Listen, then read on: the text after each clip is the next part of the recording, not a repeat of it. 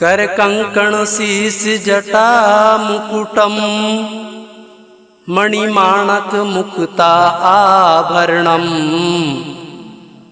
गजनील गजेन्द्र समानयुतम मम तुष्टि विनायक हस्ति मुखम।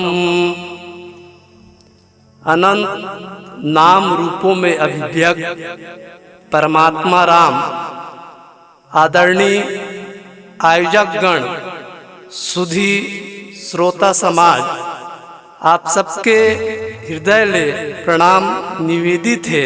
स्वीकार करो सत्संग के महत्व और महिमा बड़ अपरंपार है। सत्संग दो शब्द ले मिल के बने हैं, सत धन संग।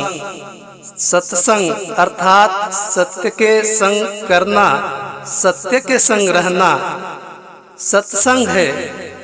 और सत्य केवल इस सृष्टि में परमात्मा है, ईश्वर है।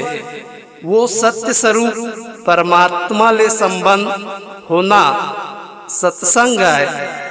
हमार सदग्रंथ में ऋषि मुनि मन सत्य में स्थित रहवैया साधु संत के अध्यात्म चर्चा और उपदेश ला सुनना सत्संग है, यही बताए हवे। सत्संग के महिमा ला तुलसी गलो कहिन है का, तात स्वर्ग पुवर्ग सुख धरई तुलाय के अंग, तुलना ताही सकल मिली जो सुख लो सत्संग। जीवन में सत्संग की महिमा बहुत जरूरी है और अनुकरण करे के जरूरत है। आओ सत्संग ला ये भजन के माध्यम से प्राप्त करे के कोशिश करथन।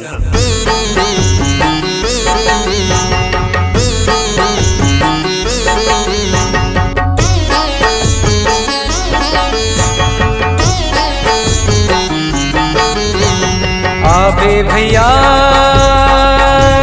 सत्संग मागा हो ला ला ला ला।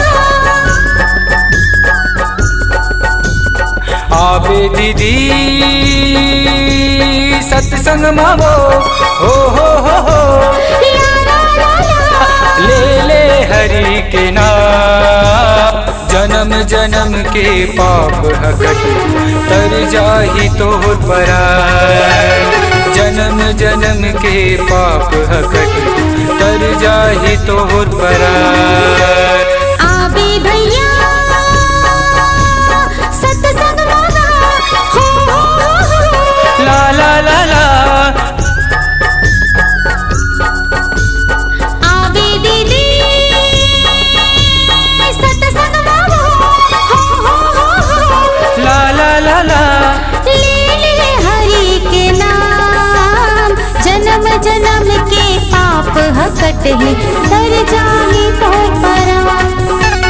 जन्म जन्म के पाप हकट है तर जाहि तोर पराय। आबे भैया हो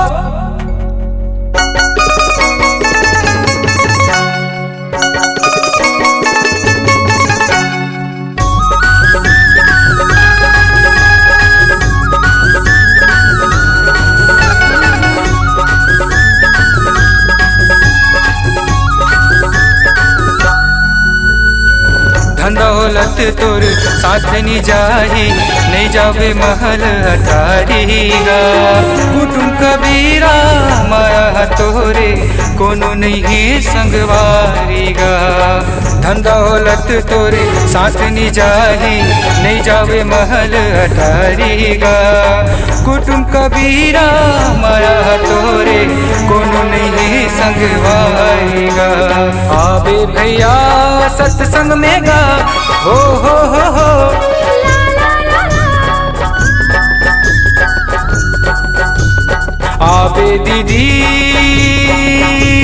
सत्संग माओ हो ले ले हरि के नाम।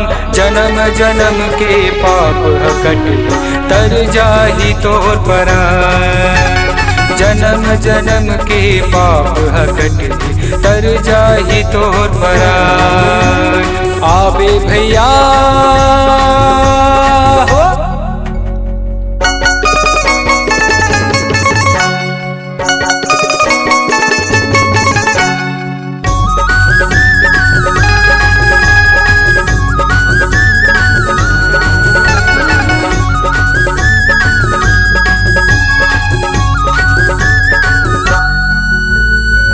मोर मोर सब कही की रहेगी निस दिन करे ते काम।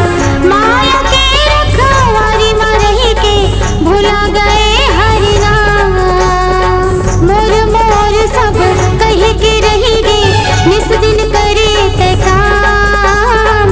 माया के रखवारी में रह के भुला गए हरि नाम। आबे भैया सत्संग मांगा हो ला ला ला ला।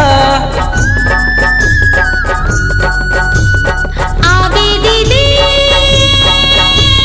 सत्संग मांगो हो ले ले हरि के नाम। जन्म जन्म के पाप हकटहि तर जाहि तोर परान। जन्म जन्म के पाप हकटहि तर जाहि तोर परान। तर जाहि तोर परान। तर जाहि तोर परान। तर जाहि तोर परान। तर जाहि तोर परान। तर जाहि तोर परान। तर जाहि तोर परान। तर जाहि तोर परान। तर जाहि तोर परान।